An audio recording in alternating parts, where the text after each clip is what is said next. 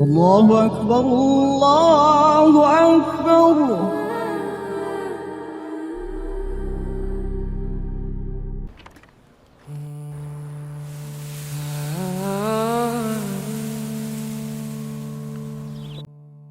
اللہ تعالیٰ یہ نہیں دیکھتے کون عالم ہے، کون حافظ ہے، کون قاری ہے، اگر اس کے ساتھ ساتھ اگر اس کی عبادت میں صرف اور صرف اخلاص ہے، اس کی گئی عبادت صرف اللہ کے لیے ہے، تو اللہ تعالیٰ بے شک اس کا بیڑا پار کر دیں گے۔ اگر اس کے اندر ریاکاری ہے، دکھاوا ہے، تو اللہ تعالیٰ بے شک اسے جہنم کا ایندھن بنائیں گے۔ میرے دوستو، آج کا یہ ویڈیو آپ کے لیے دیکھنا بے حد ضروری ہے، کیونکہ آج کے اس ویڈیو میں آپ کو پتہ چلے گا ایک لوہار، ایک سادہ سیدھا سمپل انسان اور ایک بڑے عالم دین امام احمد بن حنبل، جن کو کون نہیں جانتا۔ میرے دوستو، آج کی اس کہانی سے آپ کو بہت بڑا سبق ملنے والا ہے۔ تو میرے دوستو، قصہ کچھ اس طرح سے ہے۔ میں آپ لوگوں سے ایک ریکویسٹ کرتا ہوں، درخواست کرتا ہوں کہ اس ویڈیو کو شروع سے آخر تک ضرور دیکھیے اور یہ ضرور جانیے کہ ایک لوہار کو، ایک سادے سیدھے انسان کو اللہ تعالیٰ نے امام احمد بن حنبل کے برابر کیسے کھڑا کیا۔ آخر اس لوہار کا ایسا کون سا خاص عمل تھا، آخر اس نے ایسی کون سی نیکی کی تھی جس کی وجہ سے اللہ تعالیٰ نے اسے امام احمد بن حنبل کے درجے میں کھڑا کیا اور اس کی مغفرت کی اور اس سے راضی ہو گیا۔ دوستو، قصہ کچھ ایسا ہے کہ امام احمد بن حنبل کے پڑوس میں ایک لوہار رہا کرتا تھا۔ ایک دن وہ فوت ہو گیا۔ فوت ہونے کے بعد انہی کے محلے کے ایک محدث کے خواب میں وہ نظر آئے۔ محدث نے ان سے سوال کیا کہ اللہ تعالیٰ نے آپ کے ساتھ کس طرح کا برتاؤ کیا ہے؟ تو وہ کہنے لگا کہ اللہ تعالیٰ نے مجھے امام احمد بن حنبل کے درجے میں کھڑا کیا ہے اور اللہ تعالیٰ نے میری مغفرت کی ہے۔ وہ سوچنے پر مجبور ہو گئے۔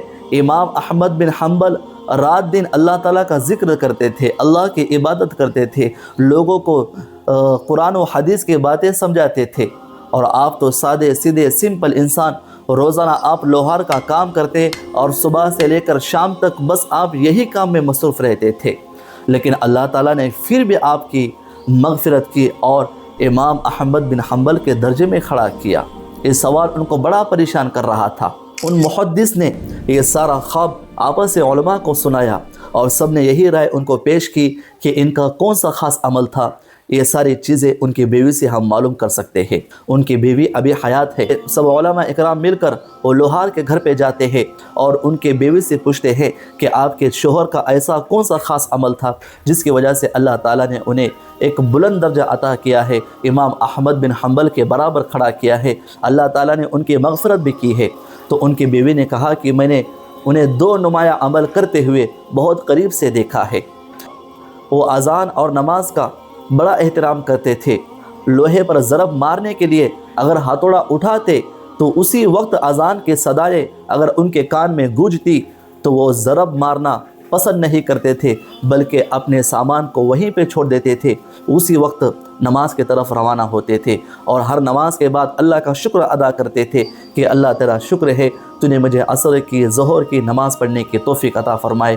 مثلا یعنی ظہر کی نماز پڑھی، ظہر کے بعد اللہ تعالیٰ سے یہ دعا کرتے کہ اللہ تعالیٰ مجھے عصر کی نماز پڑھنے کی توفیق عطا فرما۔ جب عصر کے بعد اگر عصر کی نماز سے فارغ ہوتے تو مغرب کی نماز کی توفیق مانگتے اور اللہ کا شکر ادا کرتے۔ اور دوسرا ان کا خاص عمل یہ تھا کہ ان کے پڑوس میں امام احمد بن حنبل کا مکان تھا، اور جب رات کے وقت میں وہ چھت کے اوپر سونے کے لیے جاتے تھے تو اس وقت وہ لوہار اپنے چھت سے امام احمد بن حنبل کو عبادت کرتے ہوئے دیکھتے تھے۔ اتنا دیکھتے تھے کہ صبح ہو جاتی تھی۔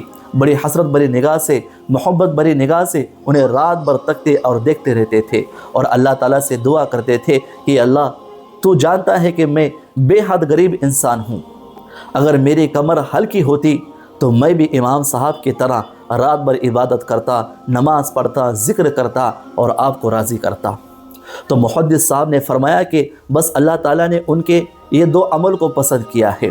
وہ نماز اور اذان کا احترام کرتے تھے۔ اذان شروع ہونے کے بعد وہ لوہے پر ضرب مارنا پسند نہیں کرتے تھے۔ وہ دل کے اندر یہ سوچتے تھے کہ اللہ کا بلاوا آیا ہے اور میں کاموں میں مصروف ہوں، اسی وقت کام کاج کو چھوڑ کر نماز کی طرف روانہ ہوتے تھے۔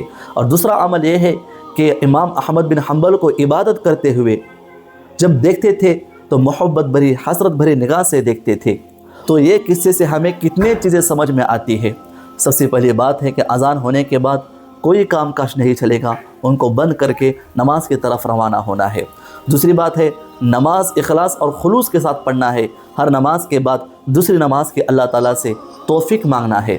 یاد رکھیے نماز کی توفیق اسے ہوتی ہے جسے اللہ تعالیٰ توفیق دیتا ہے۔ اور تیسری بات یہ ہے کہ جب عالم دین علماء ذکر کرتے ہیں، عبادت کرتے ہیں، تو انہیں حسرت بھری محبت بھری نگاہ سے دیکھنا بھی ایک پسندیدہ عمل ہے۔ یہ اللہ کو عمل بہت پسند ہے۔ یہی پسندیدہ عمل پر اللہ تعالیٰ نے اس لوہار کو جنت دی ہے۔ آپ کے کچھ سمجھ میں آتا ہے؟ اس سے اگر زائد تو کمنٹ باکس کھلا ہے، کمنٹ باکس میں ضرور کمنٹ کریں۔